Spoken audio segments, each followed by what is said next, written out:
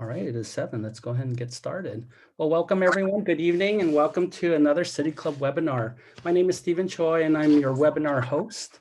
All attendees are muted so that we can highlight and feature our panel of speakers.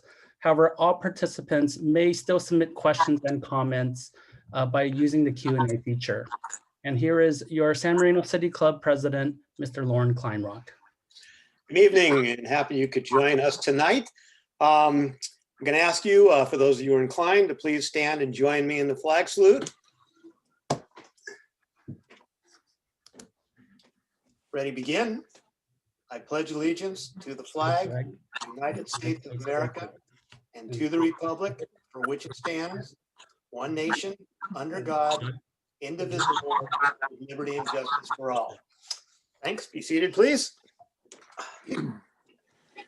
All right, so we've got I think a really strong presentation for you tonight. Start by saying, in case you haven't been aware of it, as president, I've set a couple of firsts this year. First, the first president to preside over a meeting with a pandemic going on. And secondly, I'm the first president to run a virtual meeting for San Marino City Club. And soon we'll be the first past president to accomplish those things, because this will actually be the last meeting over which I preside. And I want to start off, it's kind of special for me, I think, too, to present to you our newest honorary member from the Honorary Lifetime Member for City Club. Many of you know him. I've known him and his kids for quite some time.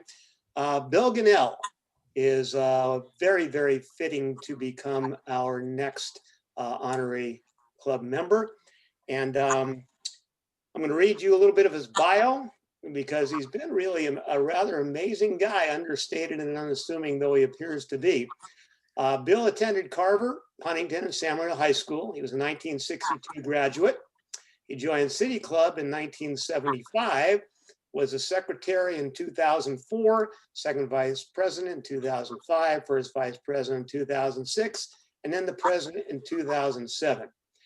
Now, I will say probably learned all the things he learned to have a successful career at San Marino High School, actually, because college-wise, being a Bruin, I'm not impressed with the University of California, Berkeley, or University of Southern California, but I guess that didn't hurt him much either. He was in the military. He was a commander of the United States Navy Reserve from 1968 to 1982. He married his wonderful wife, Jean, in 1968.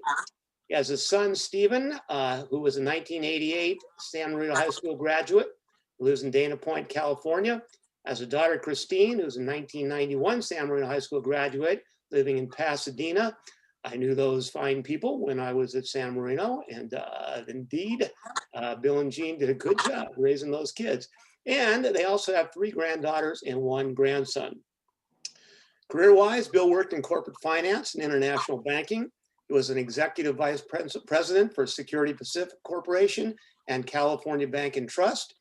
And he was a chief manager and on the board of directors for the Bank of Canton, Hong Kong. Community-wise, Bill has been very active also. He likes to direct things. He was on the board of directors for the San Gabriel Valley Boy Scouts, the Hillsides Home, Little Tokyo Service Center, and the City of Hope in Coachella Valley.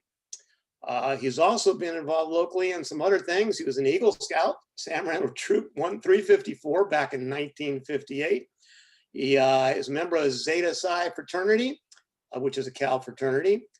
He also likes to go clubbing. You probably didn't know that about him. However, the clubs to which I refer are Annandale Golf Club, Jonathan Club, and the Citrus Golf Club. I didn't know Bill did all the other stuff, even though I did know his kids earlier. I do know that he and his wonderful wife, Jean, have been very, very gracious to City Club. Annually, when we hold our retreat down in La Quinta, and I don't know how many years it's been going on, I think it predates me, they will graciously open up their home on Sunday morning for brunch as we are concluding our weekend. And so it is my great pleasure to admit as the newest member, Bill Gunnell as an honorary member. Hey, Bill. I don't know, is he on anywhere, Steve? Can you hear me? We hear you, Bill. We just can't see you. Oh, I don't know what's going on there. Well, I told those Cal guys, you know. Yeah, this is over and beyond my technical capabilities, but let me just say thank you so very much, and I'm very honored to receive this recognition. And you know, San Marino has always been a very special and unique city, and I think the City Club has been a major contributor to that, and I know it will continue to do so. And we are very much enjoying retirement in La Quinta, but I can tell you that San Marino will always be our home. And I want to thank you again very much for this recognition. Well, it was our pleasure. It is well deserved. We're proud to have you there. And we look forward to being able to have more opportunities to speak with you or see you. So congratulations, Bill. Thank you very much, Lauren. All right. So that was particularly a pleasure for me, given that his kids were at San Marino High School. And as I said, great kids. All right. So now it's time to present our 2021 board.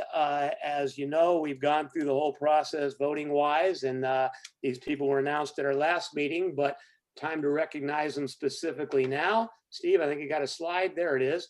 Okay, so next year, Kelly Ryan, President, First Vice President Isaac Hung, Second Vice President Kylie Chang, Secretary Stephen Choi, Treasurer Robert Houston. Board members, continuing directors are Louis Pastis for our Arrangements Committee, Susan Jakubowski for membership, Hunter Chang for communications, and Calvin Lowe for social committee, and newer directors for terms of 2 years, Jim Propotes membership, Monica Wang communications, Ed Cobb arrangements, and Edward Uriarty for our social committee. I will be the immediate past president. And I'm also very pleased that some of our directors on next year's board are San Marino students, former San Marino students, whom I had the pleasure to know then. And so we welcome you all, and we're looking forward to having good things happen this year. Before I go any further, though, I would like to also recognize the outgoing members, because they obviously played a large role in this for us.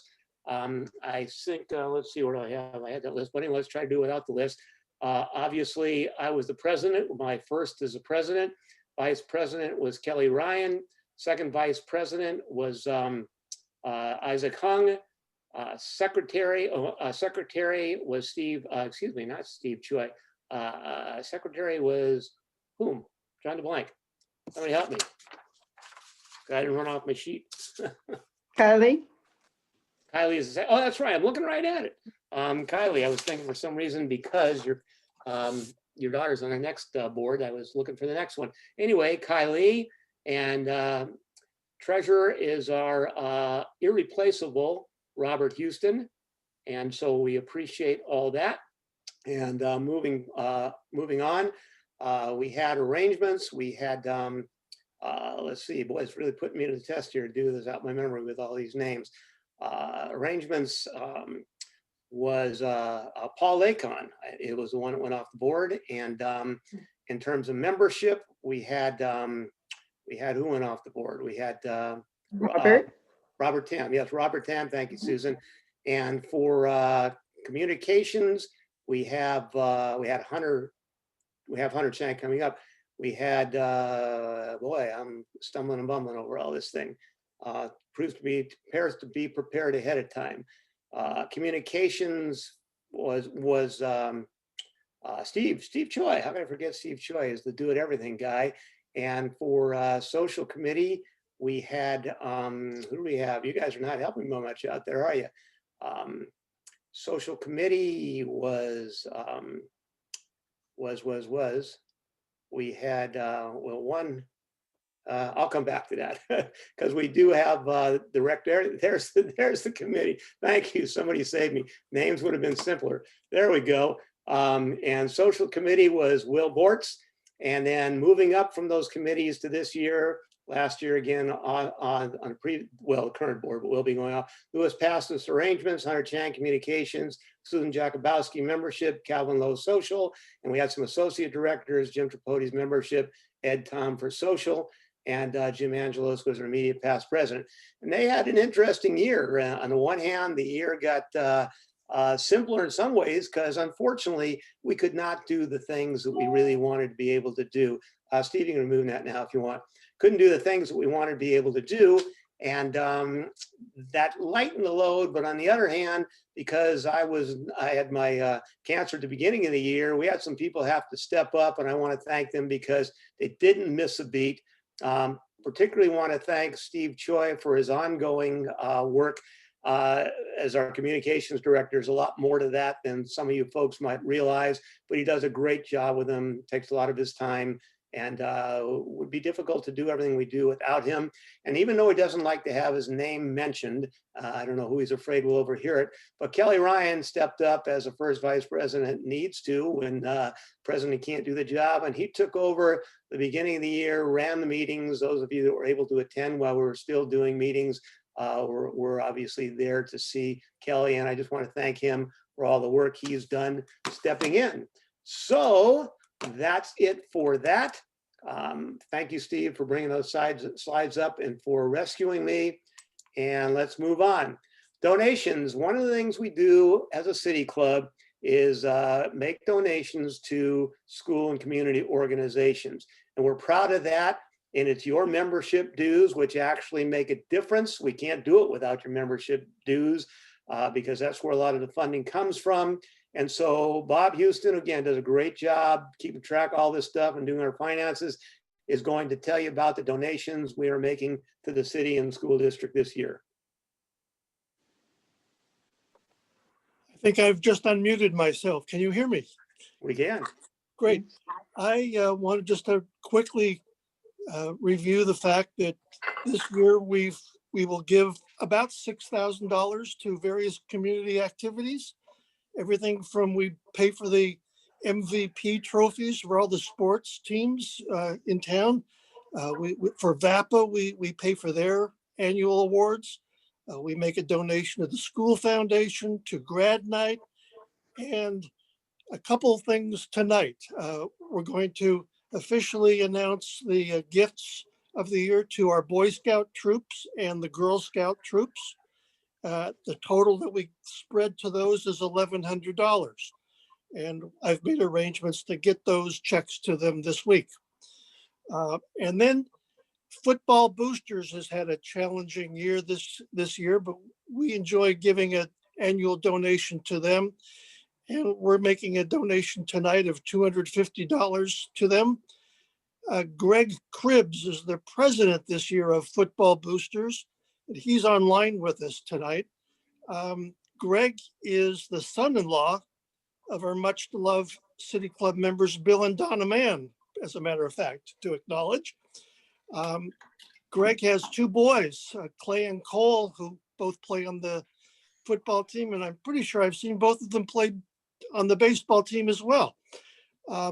We wanted to invite, in this unusual year, for Greg to talk for a few minutes about the challenges and the changes the CIF brought upon us and the COVID. And Greg, are you online, and could you step in now, please? I am, Bob. Thank you. Can everybody hear me? We can.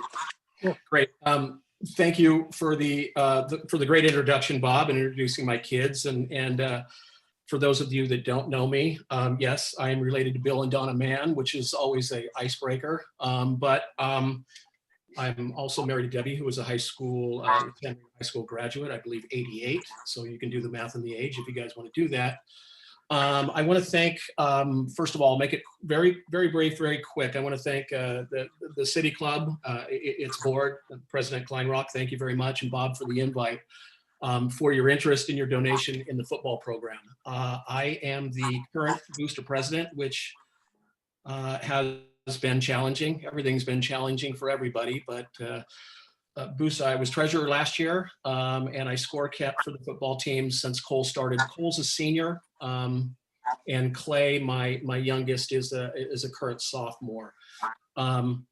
So it's been challenging to say the least, and thanks to your continued support and our boosters and our great board, we're hoping for a full season this year. Football is a fall sport, and here we are in almost the dead of winter in November, and football hasn't started. So let me give you a brief background on where we are, and the great job that this Coach Mesa and his staff have done for these kids. So the kids have been working remotely since early summer. They haven't been on campus since the campus closed back on March 13th. So the pro football players and the football program has been moving forward since the summer. And like I said, most of that has been online, distance workouts. We ordered through the Boosters Club a number of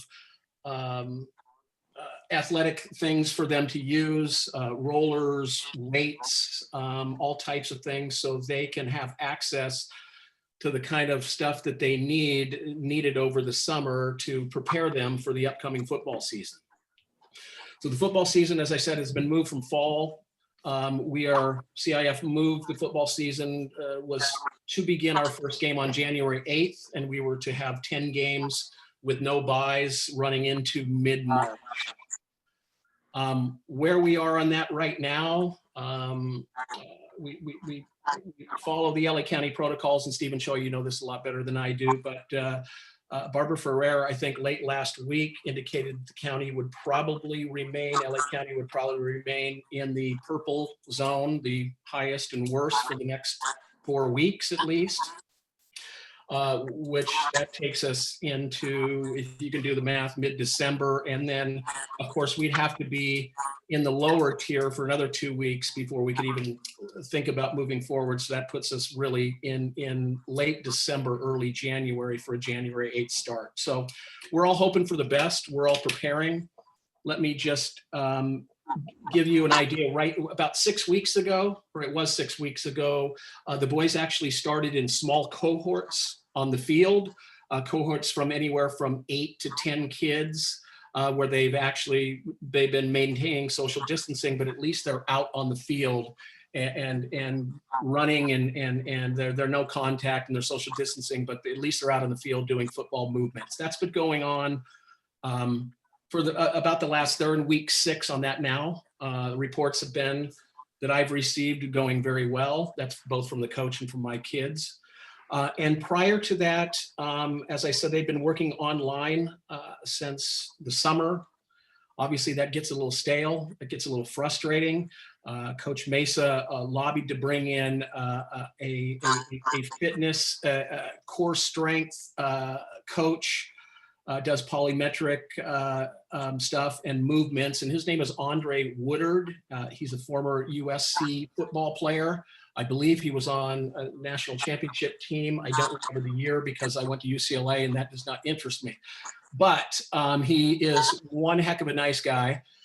He has brought a lot of freshness to the program, and he's been very good with the kids. It has been money well spent. It's Boosters money that we were able to pay him for that. His workouts are online. They are distance workouts, but they're more, like I said, polymetric, more movements, core strength, more to prepare the football players instead of just lifting dumbbells. That's not going to help them run down a running back that just got through the backfield. So he's working on kind of those movements. So when and if, I'm going to stick with when, but when they get back on the football field, they're going to be ready to go. So, so we're still spending money, and we do appreciate, again, the generosity of the City Club, the board, and its members, and that we've been lucky enough, the Boosters Club has been lucky enough to receive this generous donation. So thank you. Well, thank you. I don't know much about that sport, but I wish the season goes well for the team. Okay, our featured speaker is up next. No, it's not up next. We have our membership committee from this year, the two. And Robert, I want to apologize again for blanking on your name when I was trying to do the presentations of the people this year. But they've done a great job, and they're going to talk to you a little bit about membership. So take it away. Oh, There he is. okay. Well, thanks, Lauren. Thank you, Lauren. So we all know this has been a difficult year for everyone, but I'm here to encourage everybody at this point to renew their membership for the San Marino City Club. The San Marino City Club plays an important role in our community by bringing our community together and providing great speakers and great topics to our members. Next year, we will have 10 presentations. I assume the initial presentations will be virtual tonight, but until it is safe to have actual in-person meetings. The renewal fee will be a very reasonable $50 for the year, and that can be paid. We can also take checks, and we encourage our members to pay by checks and mail it to the San Marino City Club via our P.O. Box, and that that number is P.O. Box 80122, San Marino, but the zip code is not 91108, it's 91118. So as Bob Houston mentioned, these do support the San Marino School Foundation, San Marino Athletics, Scouting, Grad Night, all these things that make our city great, we help support. One to renew early, either again by going to our website or mailing in a check to our P.O. Box. So thank you very much, everybody. Thank you, Robert. You soloing it on the, are you soloing it on this one? I encouraged him to have his swan song as a solo, and I enjoyed working with Robert, and I'm delighted he will continue to be around to advise me next year. Thank you. Okay. Thank you, Robert. Thank you, Susan. All right, our featured speaker tonight. I've had a chance to work with John. Steve, I need to see my screen. I've had a chance to work with John, and it has really been such an amazing and positive experience. It's not easy being a police chief because you're never going to be able to please everybody all the time. I had a career where that kind of came up a little bit for me too, but he's always been consistent with respect to the schools. He's always been very supportive. He deferred when it was in the best interest to do so. We deferred to him when it was in the best interest, which was usually more in that direction. And it just has been my pleasure to work with John over the years. So Chief Incontro began his law enforcement career in 1976 as a cadet with the Glendale Police Department. In 1979, John joined the Los Angeles Police Department. His tenure with the LAPD included significant experience in patrol operations, administrative duties, training, special operations. Following his retirement from the LAPD, he was appointed to Chief of Police for the San Marino Police Department in December 2014. While working for the LAPD, John obtained his Bachelor of Science degree from Cal State University, LA, and a Master of Science degree in Leadership and Management from the University of La Verne. He's completed his Police Executive Research Forum's Senior Management Institute for Police, the FBI Investigations National Academy, Sherman Block Supervisory Leadership Institute, and the Los Angeles Police Department's Leadership Program. He's been an instructor for over 25 years in that program and its companion program, Los Angeles Fire Department Leadership Program. John's been an instructor and presented at several conferences in the areas of leadership, use of force, crowd management, tactics, and school safety. He's also presented policing subjects to numerous agencies and organizations, including the Department of State, Department of Homeland Security, and various other state and local agencies. Chief Incontro is currently a member of the Federal Interagency Board as a deputy co-chair, California Police Chiefs Association, and a member of the Homeland Security Committee for the International Association of Chiefs of Police. Additionally, he's a member of Rotary International, San Marino chapter of California Police Chiefs Association, president of LA County Police Chiefs Association, and our own city club. It's not often, I would venture, that a small town like San Marino gets a police chief that has the experience that John has. And I think he's been a great asset for the town. John, that's my intro. It's up to you now. Lauren, thank you very much. Most of all, it's an honor to be before this club. I've always enjoyed attending and participating. Also, with this being your last meeting, it's an honor to participate in that regard. It's just an exceptional opportunity. So I want to thank you for thinking of me, and hopefully I will spark some questions, some interest, and dialogue about this subject that we're talking about. So today we're going to talk a little bit about the challenges that police chiefs and police officers and communities are facing right now. The issue of defunding, all the way to how do we keep the officers that we have, and then how do we hire them. Normally this would be about a 4-day probably conference with multiple speakers talking about these issues. The retention and hiring is multiple days, and defunding law enforcement and things that we're facing now are also multiple day and ongoing discussions. I want to first put some of this in a historical context. I am a dinosaur, 42 plus years in law enforcement, and can go back quite a ways. And I think having a foundation of understanding the history of where some of the issues of defunding have occurred, and then also with retention and hiring. When I started in 1976 with Glendale Police Department, I wanted to be a Los Angeles police officer. I was living in Los Angeles, grew up there once we moved from Texas, and it was something that really interested me.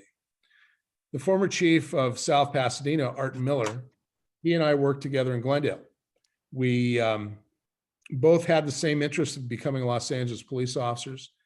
And in 1977, we waited in line for over 24 hours just to put in a card saying we were interested in taking the written test. Now, trying to get someone to apply to be a police officer is much more difficult. And I'll show some information about that a little bit later. We don't have people coming to us wanting to be a police officer. It's not like some other jobs such as firefighter, paramedic, lots of well-qualified people. But for law enforcement, it's much more difficult for a variety of reasons, which we'll talk about. So Stephen, if you could change the slide for me. So I want to go back in history a little bit. Some of you may recognize some of these pictures, others may not.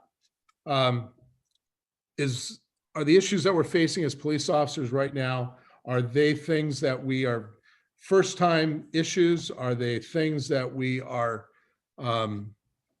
still facing from years in the past?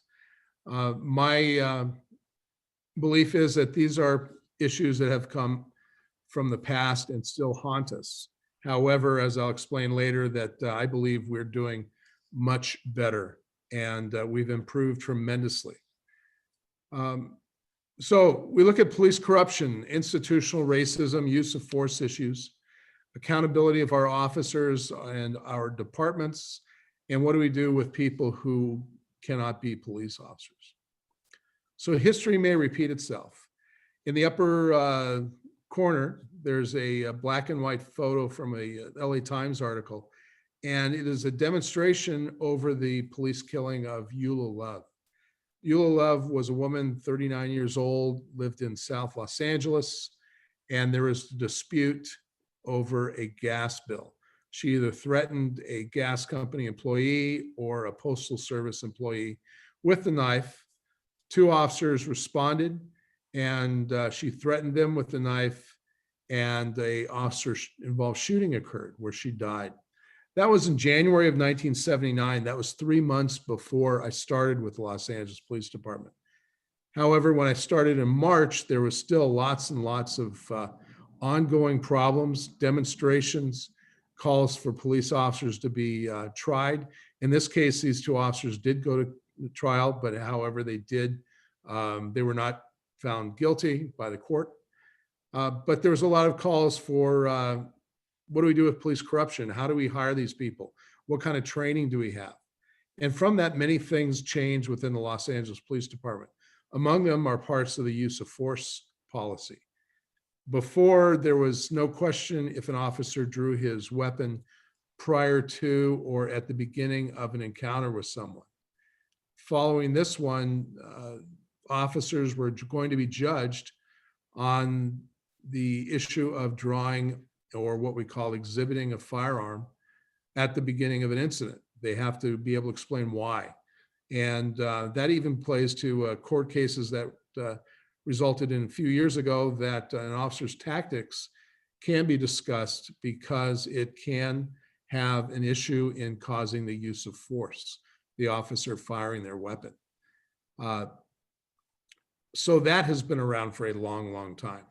The next one is the infamous Rodney King incident, a traffic stop that resulted in 4 officers, March of 1991, resulted in 4 officers, Powell, Kuhn, Wind, and Brasenio, being charged with excessive force.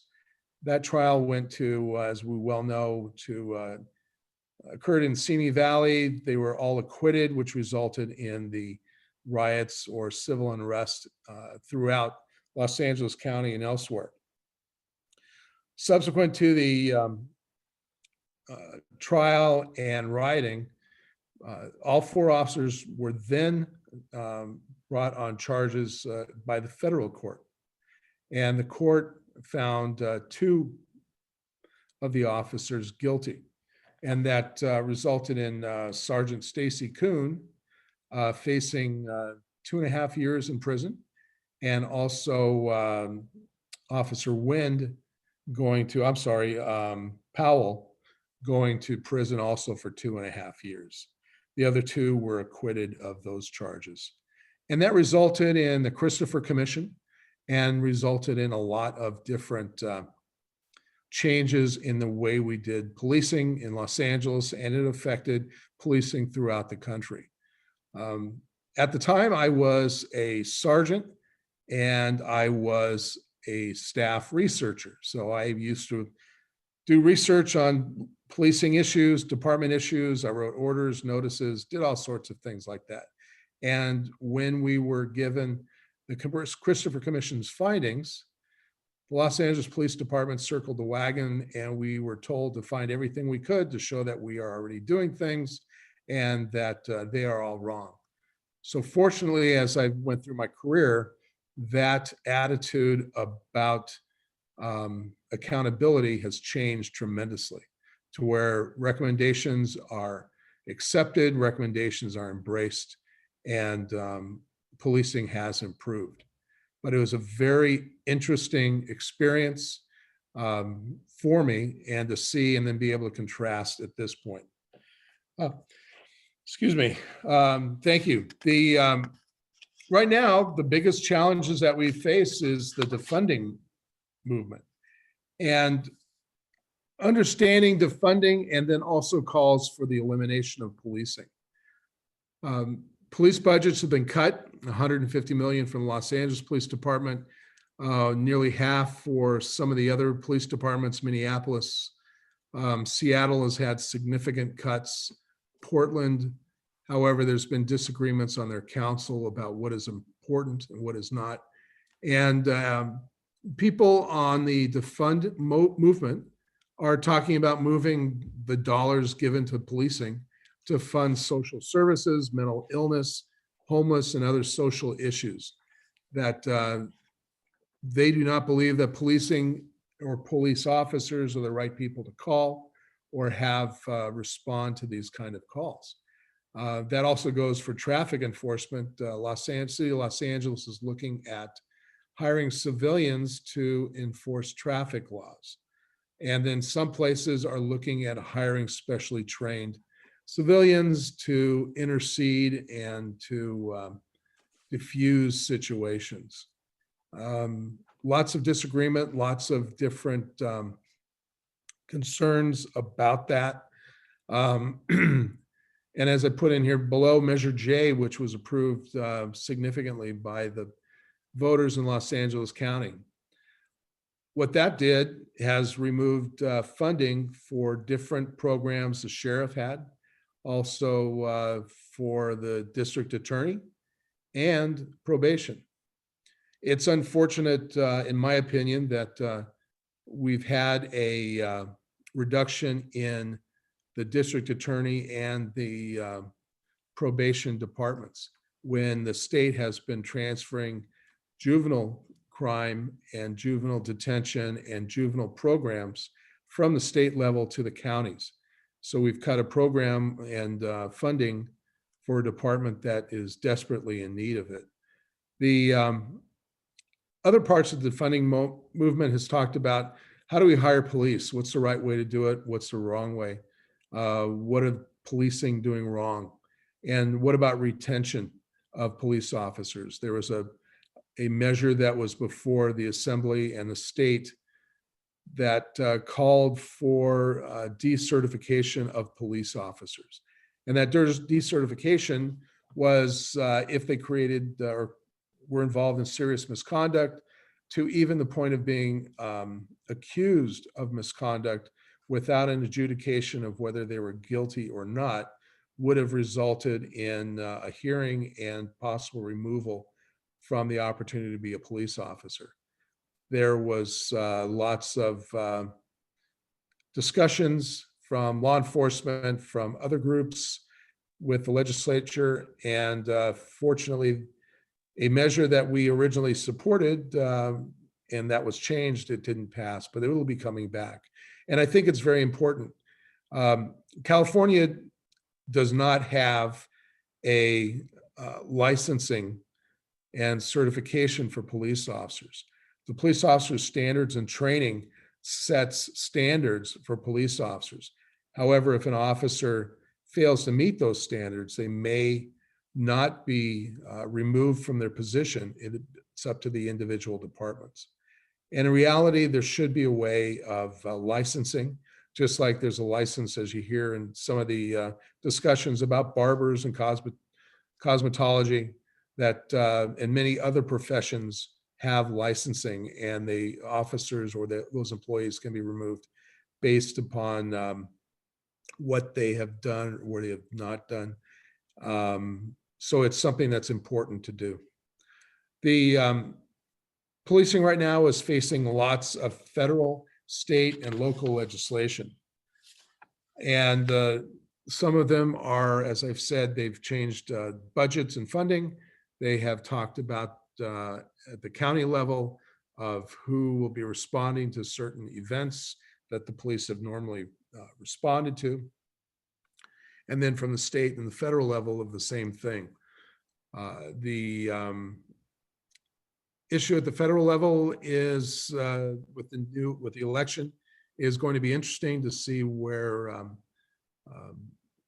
President-elect Biden would lead us, or whatever happens with our election.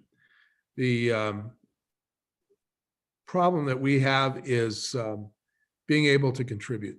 And that is one of those problems that I'll talk about next. But we want to make sure that our officers are accountable. We want to make sure that departments are accountable.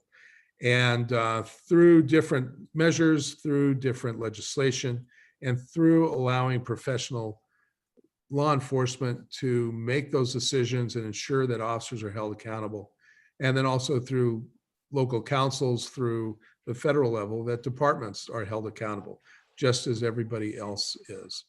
And that does occur. What else is happening? Well, budget cuts. Fortunately for us, this department is exceptional, and the support of our council and our community has allowed us not to face any budget cuts or defunding.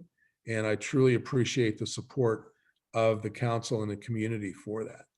I talked about elimination of work programs that we're currently doing in different departments of how we work with youth, how we work with the homeless, and how we work with mentally ill, to say, just name a few. We're losing community and government support throughout the country, where before there was always support for the first responders. I think if you watch TV and you listen to some commercials and they talk about supporting first responders, police officers, and law enforcement is left out of those commercials. You don't see police anymore. You don't even hear them talking about law enforcement. These challenges have also caused significant morale drops. My son is a police officer, as is my wife, for the Los Angeles Police Department. Their union recently did a survey, and approximately 85% of the employees, the sworn employees, officers, said if they could, they would retire. If they could, they would go someplace else. And many departments have been losing significant numbers of police officers. In 1 week period, either Minneapolis or Seattle lost close to 30 police officers. And we don't know where they're going. We don't know what they're doing. But these resignations and early retirements are having a profound effect. One department is looking at losing 200 plus employees. It's a larger department in LA County after January. And when you have the loss of employees, there's experience and knowledge that is not available for us to fill those positions and provide skilled workers. We're having a difficulty in hiring.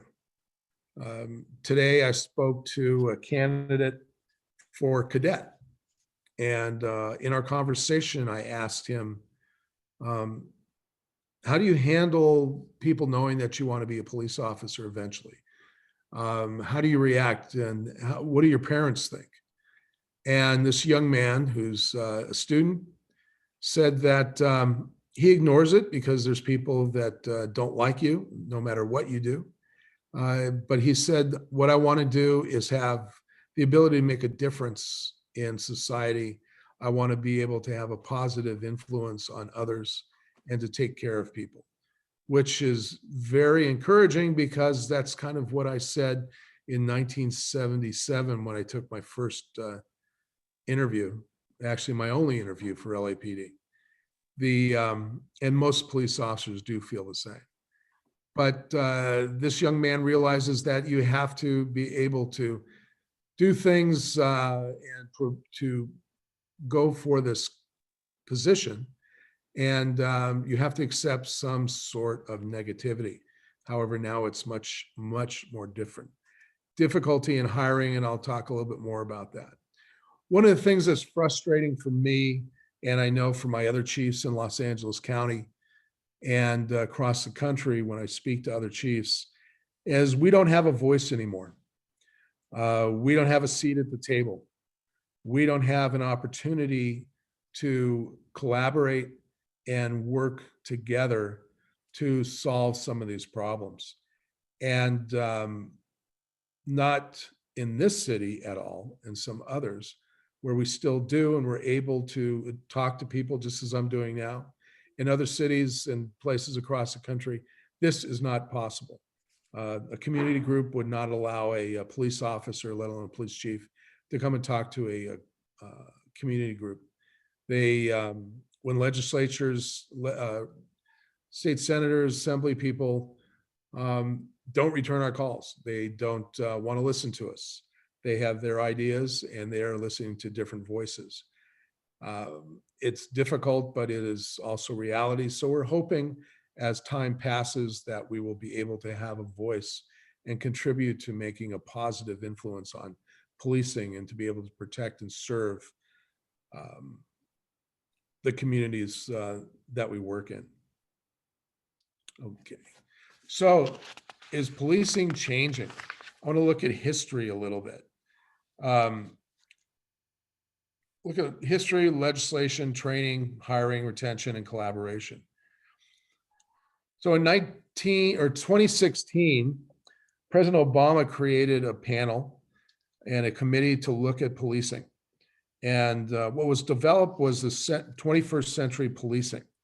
And those And that group came up with 6 pillars of success for law enforcement. And at first, it was looked with some reservation, but accepted by many. And those 6 pillars are very simple and very important things that we've been doing in policing for as long as I can remember. And the most important one is it's important to build trust and legitimacy. We have to build trust with the community. We do that through many programs. We do that through our Neighborhood Watch program.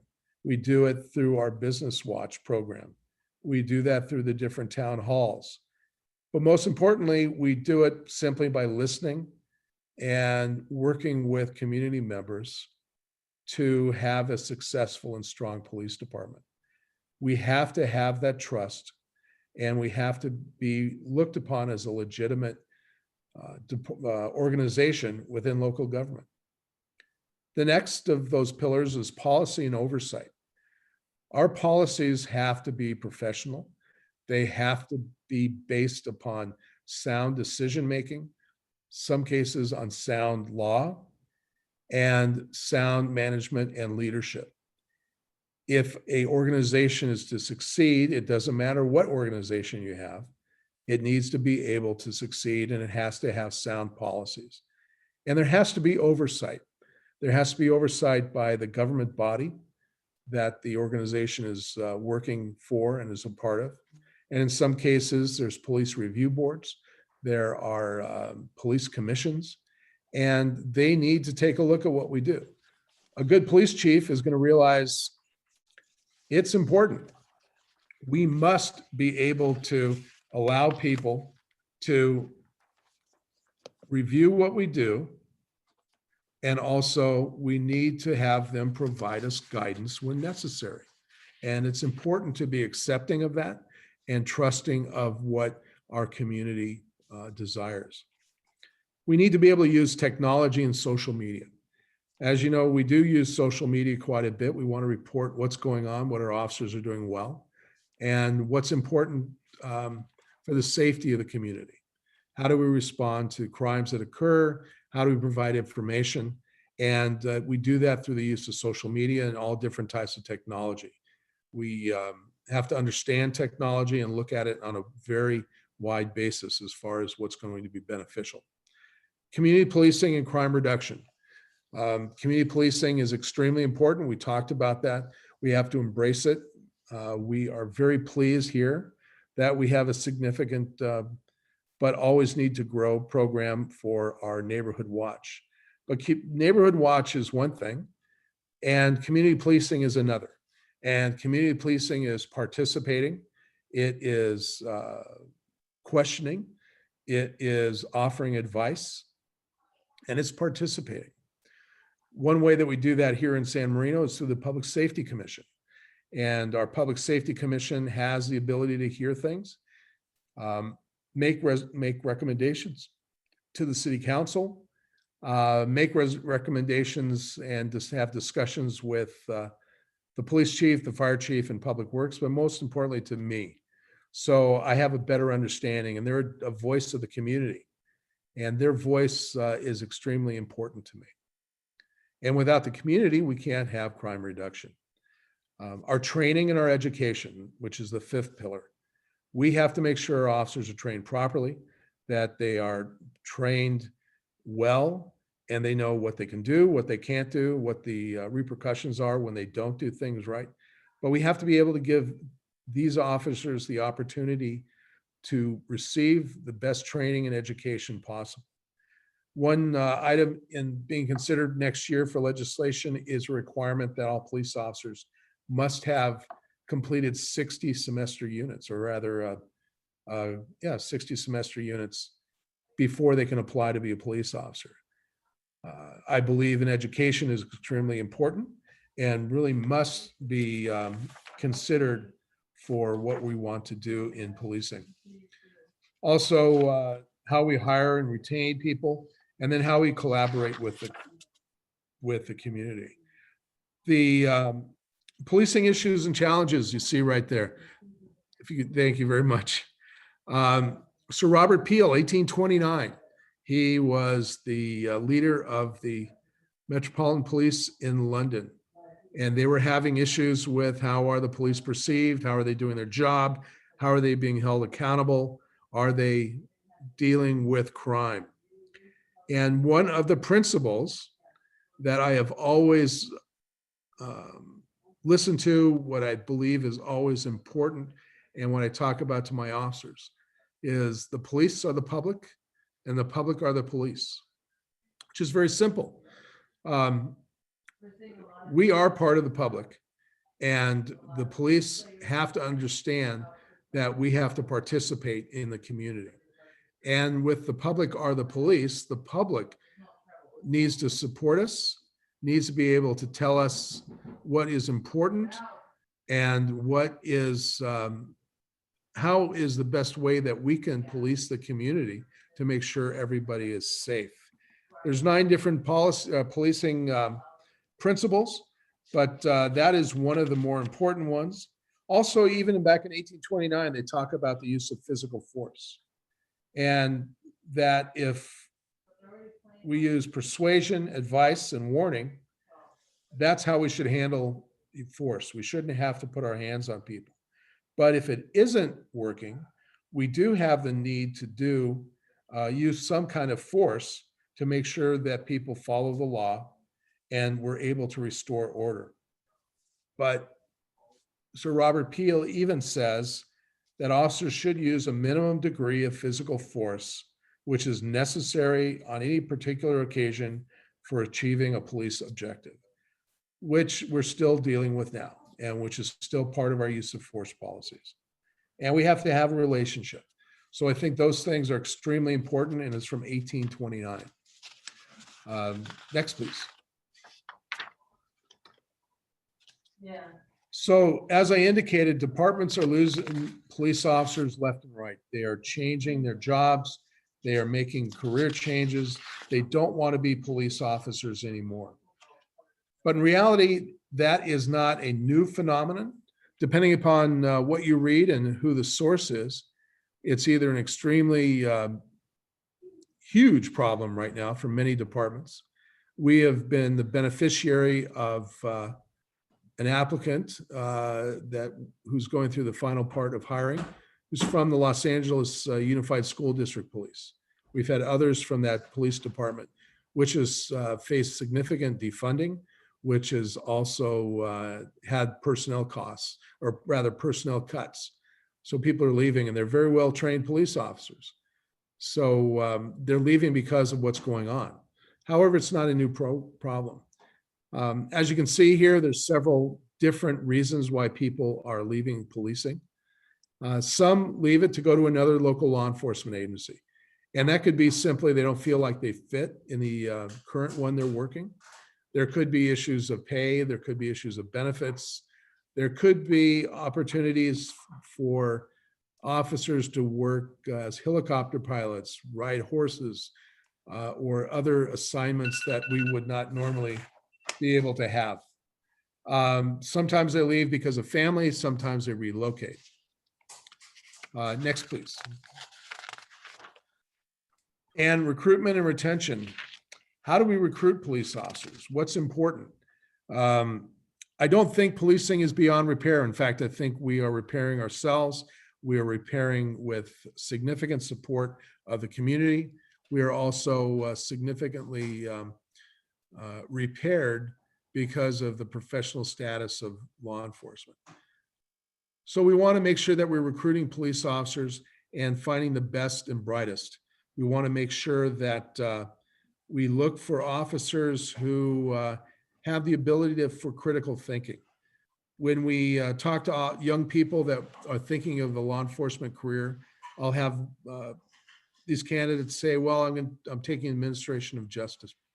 I am taking criminal justice, as I did as a young man. However, those programs may not be the right ones. They may not be teaching them critical thinking. They may not be teaching them the right way to communicate, and even more importantly, the right way to listen. We need people that are diverse in their backgrounds, that are diverse in their thoughts. And then how do we keep them here? What kind of assignments? Our number one crime here in this city is identity theft and financial crimes. So when we search for employees, as do many other departments, because that is one of the number one crime problems, we want to find candidates that have a financial background, that have a tech background, that understand cyber crime, that understand how cyber works or doesn't work. And we need to look for those people, and we need to also find out, get them and really recruit them. The other thing is standards. When I applied, it was very strict standards, no drug use at all, no minimal alcohol use. You couldn't have committed a crime. Your finances had to be spotless. Your background had to be spotless. However, now we know people are living lives a little bit differently. We have the issue of legalized marijuana here in this state, and people are going to use marijuana. It's not the same problem we had.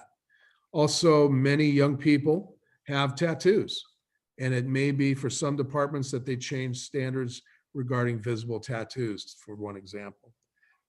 But overall, we really want people who can communicate with others, that show empathy, and we want to be able to keep them here, and we want them to really enjoy what we do.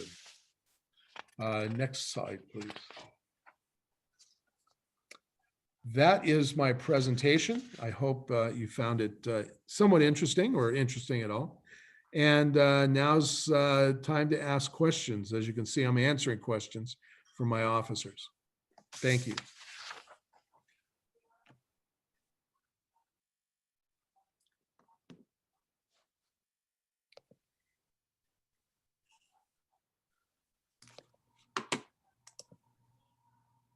Okay, it looks like we have a few questions here in the Q&A. First one from Mr. Dick Pearson here.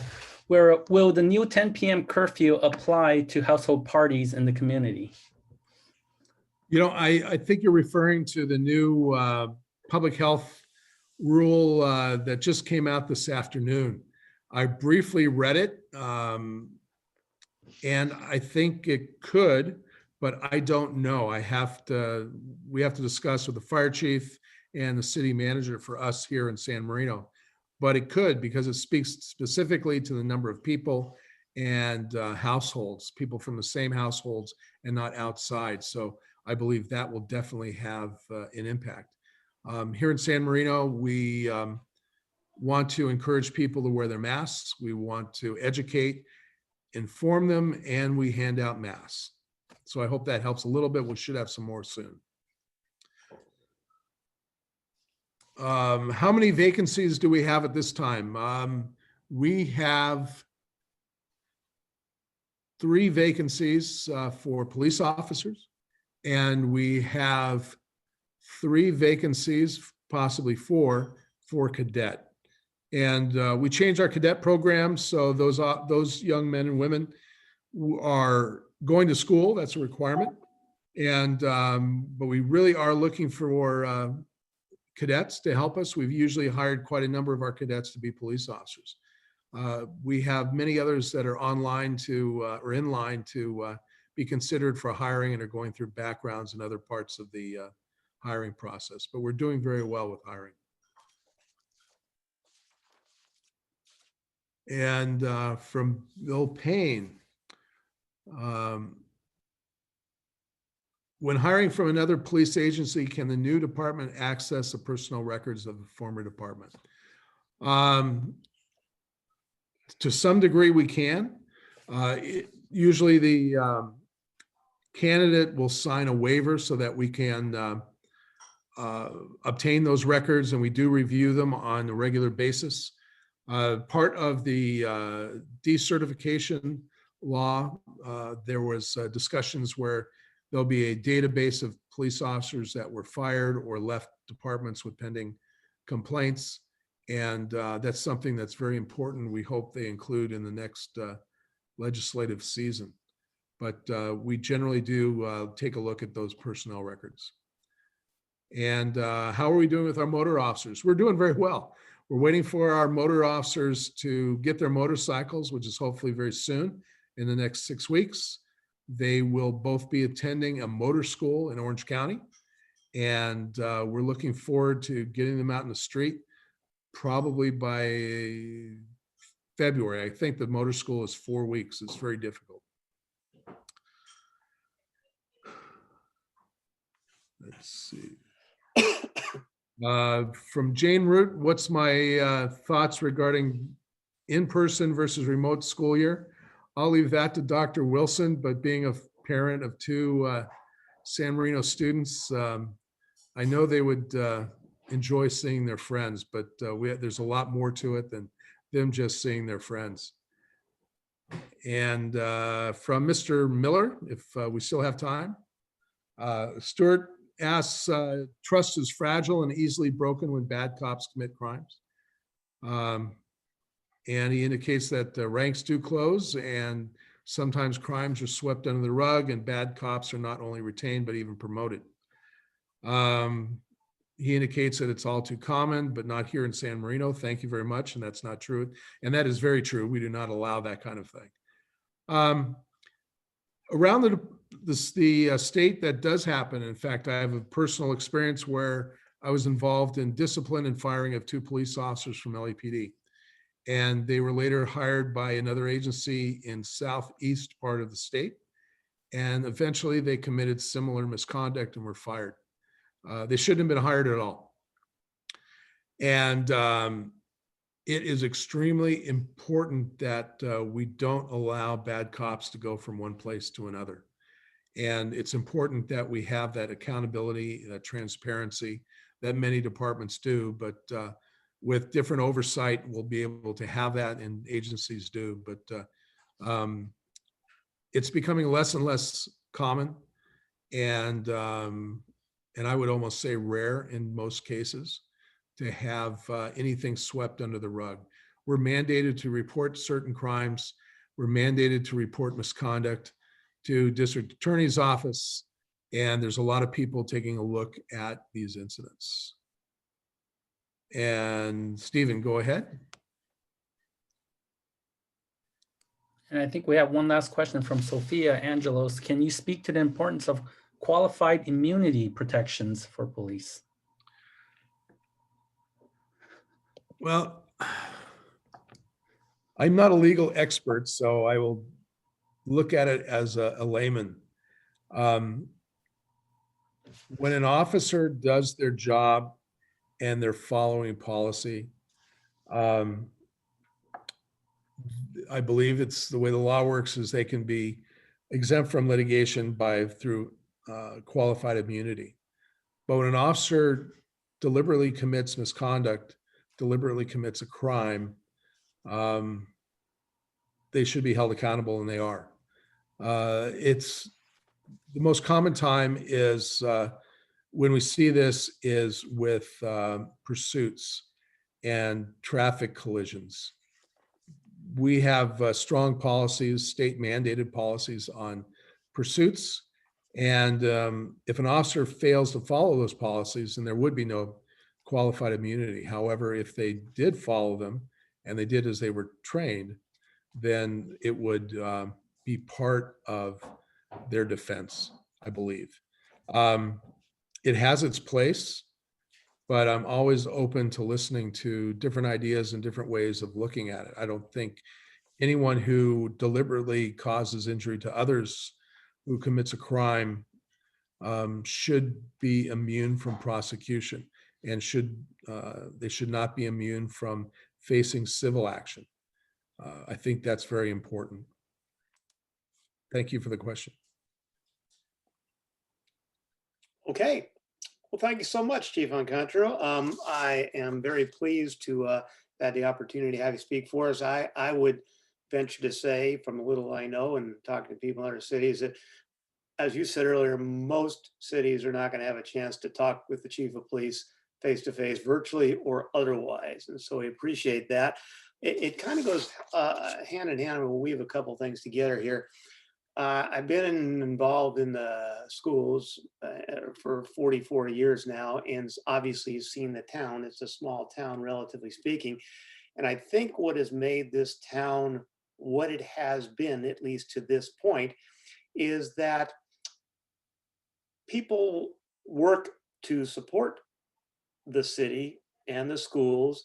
There's a commitment to the city, to the schools, the city, civic organizations, and to each other.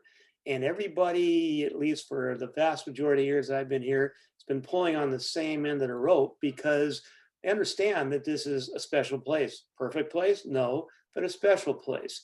And so I think that you have been, from what I know, which is not everything, despite the way people think I act, is that you have been a good fit for the city. I don't know if people know exactly how good, because I generally don't see the inside of what's going on, but I appreciate what you have done.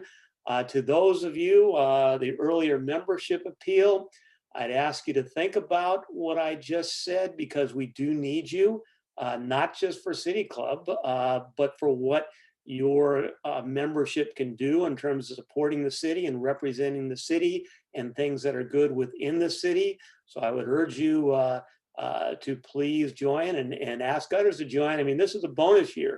It doesn't cost you more for speakers. It costs you less. You're not getting a dinner, but that gives you a chance to buy your own dinner as you might choose.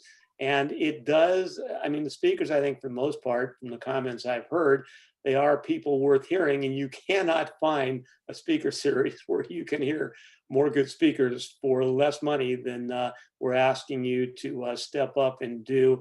Again, not just for us, City Club members, we don't get any money out of this. It's for what it can do for the city. So, and last but not least, to Bill Gannell, again, my honor to be able to present you as an honorary member in my final year as a president. I got one more on the board, but I look back, it's been an interesting year to be a president, as it has been for so many people in so many positions. And I certainly appreciate your support.